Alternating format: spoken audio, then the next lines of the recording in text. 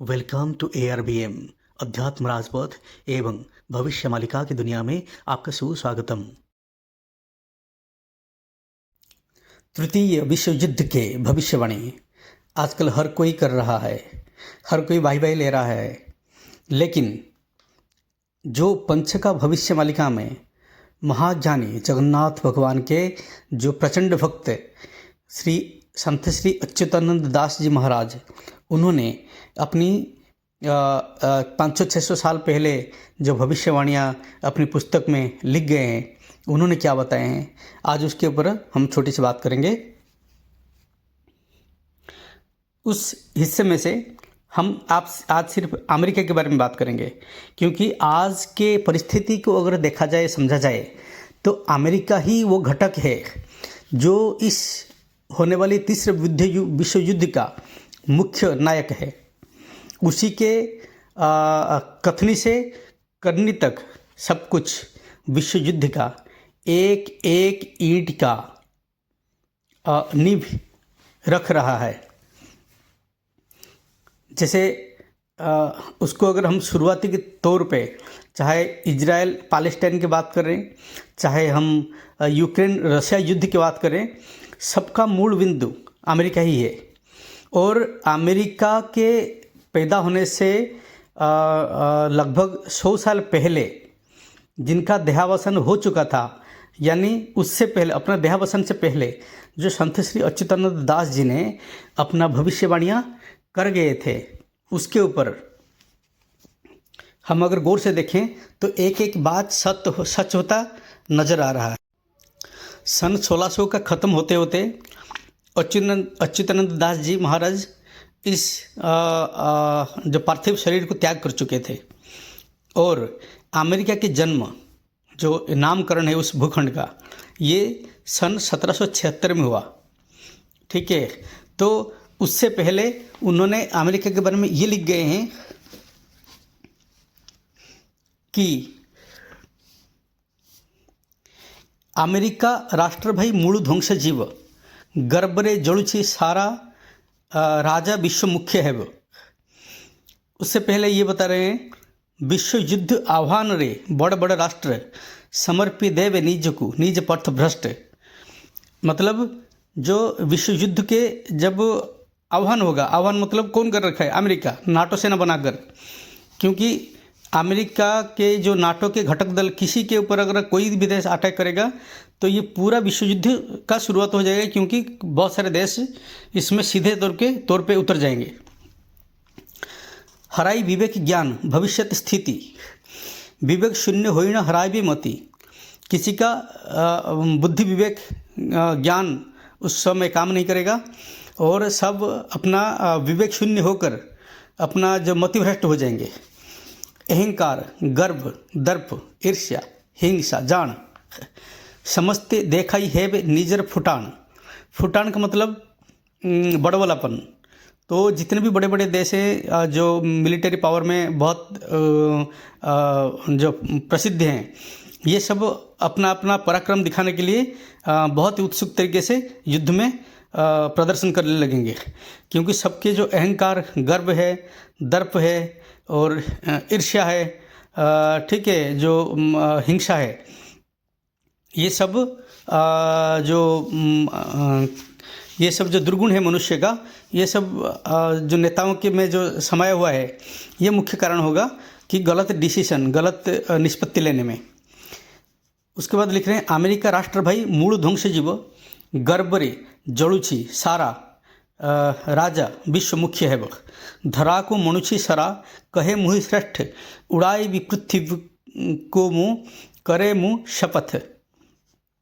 मतलब ये जो अमेरिका है, ये जड़ से ख़त्म हो जाएगा, वो ध्वंस हो जाएगा, मतलब वो राख बन जाएगा, क्योंकि ये घमंड से जल रहा है कि ये विश्व का मुखिया था, है और बना रहेगा। ये धरा को मनुष्य सरा, मतलब जो धरा को बहुत ही तुच्छ समझ रहा है और बोलता है कि मैं ही जो कुछ कह रहा हूँ इस पूरे धरती में वही होना चाहिए। और उड़ाए भी पृथ्वी को मैं करे में शपथ, मतलब अगर ज़रूरत पड़े तो ये धरती को मैं निश्चिन्न कर दूंगा। कहारी गर्भ सही नपारी वे धाता जड़ाई देवे ताहाकू उड़ाइबे मथा। मतलब धाता मतलब जो विधाता है, जो ईश्वर हैं, जो परम शक्ति हैं, वो किसके गर्भ सहन नहीं कर पाते हैं, इसीलिए वो इस अमेरिका को जला देंगे और उड़ाइबे मथा मतलब इसके जो मुंडी काट देंगे, इसके गर्दन काट देंगे। न्यूयॉर्क शहर ध्वंस पदा हुई जीव, हाहाकार पड़ी जीव अथर्व निर्वेद। इसमें लिखते हैं कि अमेरिका के जो न्यूयॉर्क शहर है ये बिल्कुल ही मिट्टी में मिल जाएगा और हाहाकार पड़ी जीव मतलब चारों तरफ हाहाकार फैल जाएगा, मतलब हो हल्ला जो चीख पुकार फैल जाएगा। ये अथर्व निर्वेद मतलब जो वेद के वाणी जैसे सत्य है, अटल सत्य है, तो वैसे ही ये जो वाणी है, जो भविष्यवाणी है, ये अटल है। ठीक है, तो आगे क्या लिख रहे हैं कि युद्ध की भविष्यवाणी में जापान राग अच्छी हिरोशिमा कथा। जो ये जापान है इस पे जो अमेरिका जो एटम बम डाला था हिरोशिमा से और नागासाकी शहर में, तो जापान को वो जो प्रभाव है वो आज तक खा रहा है, उसको घुटन महसूस करा रहा है। पकाई थिला बम युद्धरे जानी था। ठीक है, जो बम डाला था, एटम बम डाला था जो दूसरे विश्व युद्ध में, वो अभी है, उसको याद है और उसको जो प्रतिशोध लेने के लिए वो तैयार बैठा है। सही क्रोध लीभ नहीं जापान र जान। वो क्रोध है जो वो गुस्सा जो है जापान का, वो अभी तक ठंडा नहीं हुआ है युद्ध में। युद्ध रे भारत पट नैव से ही पूर्ण। इसीलिए वो ये जो तीसरा विश्व युद्ध होगा इसमें जापान भारत के साथ देगा। जापान रो अनुरोध है जर्मान मिशीव, भारत पटुआ हुई अफ्रीका ध्वंसीव।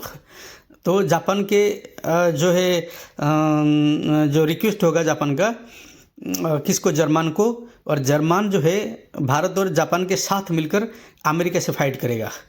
ठीक है, और भारत पटुआ हुई अफ्रीका ध्वंसीव जो लिखा है वो गलत लिखा होगा, ये अमेरिका लिखा है, प्रिंटिंग मिस्टेक होगा, क्योंकि आगे फिर लिख रहा है जिसमें अफ्रीका की कोई जिक्र नहीं है, अमेरिका ही जिक्र ही आता है आगे तक भी। आगे की पंक्ति है चीन पाकिस्तान पुणी अमेरिका जान, रूसिया भारत पुणी जर्मन जापान। मतलब चाइना पाकिस्तान और अमेरिका वो एक तरफ रहेंगे, रशिया भारत जर्मन जापान ये चारों दूसरी तरफ रहेंगे, बड़े बड़े महाशक्ति के अगर देखा जाए तो क्योंकि जैसे फ्रांस है और ब्रिटेन है, ठीक है, ये सब जो नाटो कंट्रीज है तो अमेरिका के साथ ही रहेंगे, नाटो में है तो इसलिए उनका नाम नहीं, उनका जो मुख्य घटक अमेरिका का नाम हर बार जिक्र होता है।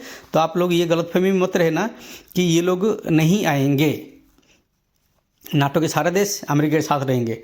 ठीक है, और जैसे पाकिस्तान है, कह रहा है चीन पाकिस्तान अमेरिका एक तरफ रहेंगे, तो यहाँ पाकिस्तान के साथ ये देश भी सब आने वाले हैं जो मुस्लिम कंट्रीज है, जैसे इराक है, अपना टर्की है, ठीक है, और अपना अरब कंट्रीज है कुछ, वो भी आएंगे सब, ये सब अमेरिका के साथ लड़ेंगे। आगे वाली पंक्ति में वो भी क्लियर हो जाएगा। भारत सपक्ष देवे महाशक्ति जान, इराक जे समर्थन देव पाकिस्तान। कह रहे रूस भारत जर्मन जापान ये सब तो भारत के सपक्ष में रहेंगे, भारत के पक्ष में, लेकिन इराक जो है पाकिस्तान के साथ देगा। और उसके अगले पंक्ति में कह रहे हैं सबू मियाँ देशमान एकत्रित है वे। जितने सारे मुल्लों के देश है, मुस्लिम देश है, वो सब एक साथ लड़ेंगे। कहीं वे जो भारत को बुराई न देवे, कि इस भारतवर्ष को ये डूबने के लिए, पूरा ध्वंस करने के लिए ये तृतीय विश्व युद्ध में लड़ने वाले हैं। मगर इससे क्या होगा, क्या भारत तबाह हो जाएगा? तो आगे वाली पंक्ति में हम देखते हैं क्या लिख रहे हैं, हम कुछ ज्ञाप करते हैं, ज्ञाप करके आगे पढ़ते हैं। लिखते हैं कि ज्यों भूमि दिव्य भूमि जन्मे भगवान, अध्यात्म ज्ञान रे छंति देव ऋषिगण, धर्म कर्म साधना रे देव पाठ पूर्ण, तपस्या भूमि अटई ए पवित्र धाम। महान भारत भूमि महाशक्तिशाली, गुप्त रे रही छंति प्रभु चक्रधारी, लड़ी वे निजे से आशी गुप्त रे रही, शक्ति देव भारत को अव्यक्त रे चाही। मतलब जो भगवान है, कल्कि भगवान है, चक्रधारी है। चक्रधारी मतलब कौन? जो भगवान विष्णु अभी कौन से रूप में आ रहे हैं? वो कल्कि भगवान के रूप में आ रहे हैं। वो की बात में है ना, 12 हाथ खंडा मतलब तलवार, 12 हाथ लंबी तलवार घूमेगा चारों तरफ। ये भी लिखा है, ऐसा नहीं कि वो लोग कह रहे हैं हवाई बातें, ऐसे नहीं लिखा हुआ है। लेकिन उसका जो वास्तव अर्थ है वो यहाँ पे संतवर खोलकर बता रहे हैं। कह रहे हैं कि गुप्तरे रही लड़ी वे, शक्ति देवे भारत को अव्यक्त रे चाहिए। अव्यक्त मतलब जो व्यक्त नहीं है, ठीक है, जो व्यक्त नहीं है, जो दिखता नहीं है, जो सुना नहीं जाता, जो दिखा नहीं, तो ये है अव्यक्त शक्ति। तो अव्यक्त रही मतलब वो गुप्त रहेंगे, वो किसी सामने नहीं आएंगे, किसी को दिखेंगे नहीं। वो शक्ति देवे मतलब सबको, जो इस भारतवर्ष की और सनातन धर्म की रक्षा करने वाले हैं, उनको सक्षम कराएंगे, उनके शरीर में शक्ति संचार करेंगे ताकि वो धर्म की रक्षा के लिए लड़ सकें।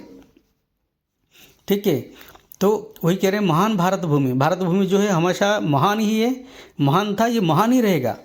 तो इसलिए पूरे सृष्टि डूब जाएगी, पूरे धरती डूब जाएगी, लेकिन भारतवर्ष नहीं डूबेगा। वो आगे एक पंक्ति में है, हम अगले किसी वीडियो में इसमें देखेंगे, जानने की कोशिश करेंगे। ठीक है, तो ऐसी ही चीज़ें वो कह रहे हैं कि, और उसे आगे बोल रहे थे कि जेव भूमि दिव्य भूमि जन्मे भगवान अध्यात्म ज्ञान छंती देव ऋषिगण।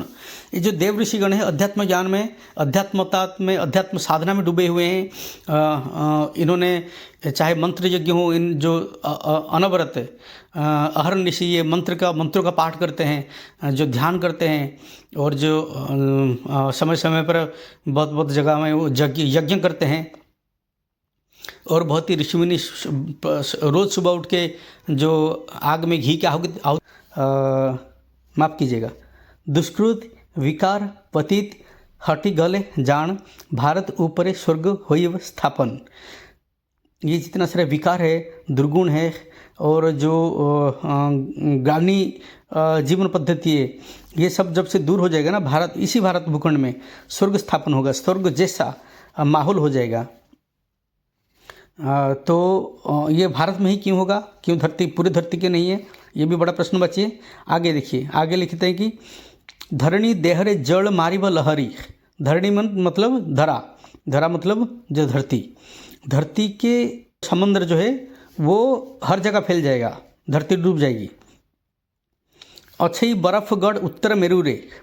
देखो आज से 500-600 साल पहले अगर हम बात करें, जो लोग जंगल में साधना करते थे उनको ये ज्ञान है। देखो अगर वो कोई ऐसे जैसे कीले बनती है ना, तो बहुत ही ऊंची पहाड़ में फिर बहुत ही बड़े कीला बनती है, ठीक है, तो उसको गढ़ बोला जाता था।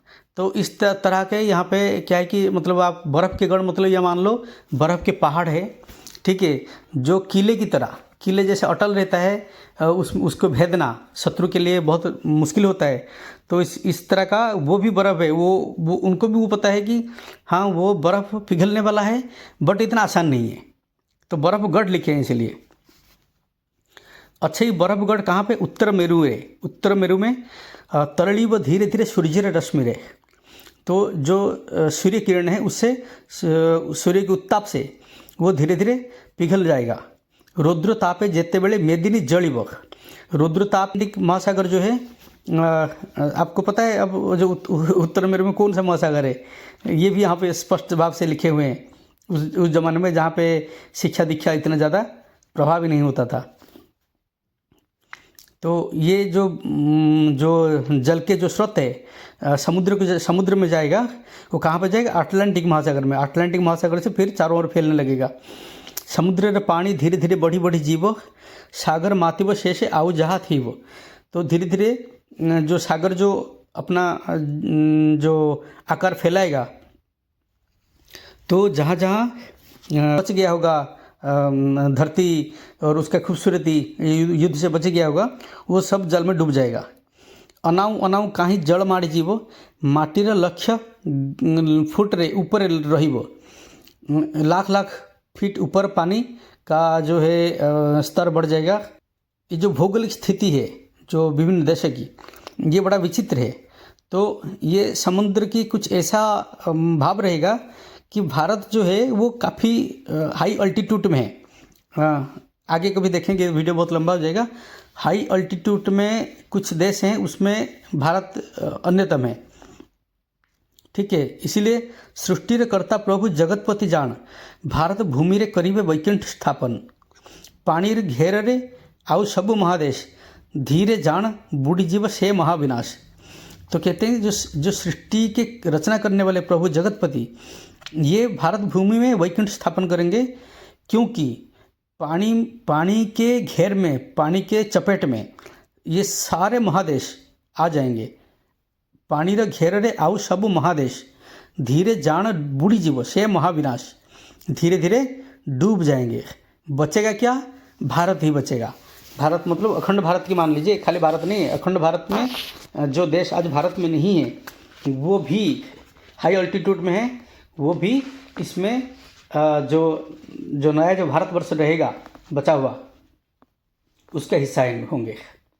ठीक है, तो ये मुख्य बातें हैं, ये आपके सामने आज रखा। ये सब मैंने आपको उनके जो दुर्लभ भविष्य मालिका पुस्तक गुप्त खेदा मालिका, जो पहले भी मैंने वीडियो डाला है, साधक श्री प्रहलाद मल जी के द्वारा संकलित किया गया है।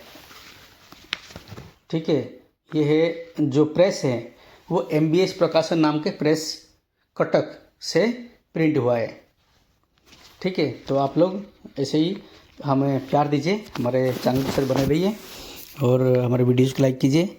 और जो आध्यात्मिक लोग हैं, जो धर्म को मानने वाले हैं, ईश्वर को मानने वाले हैं, उनके साथ शेयर कीजिए, जस्ट उनके जानकारी के लिए, ताकि सही समय आते होते प्रभु उनको राह दिखाएं, अच्छी राह दिखाएं और प्रभु के शरण में रहें, धर्म पथ में रहें,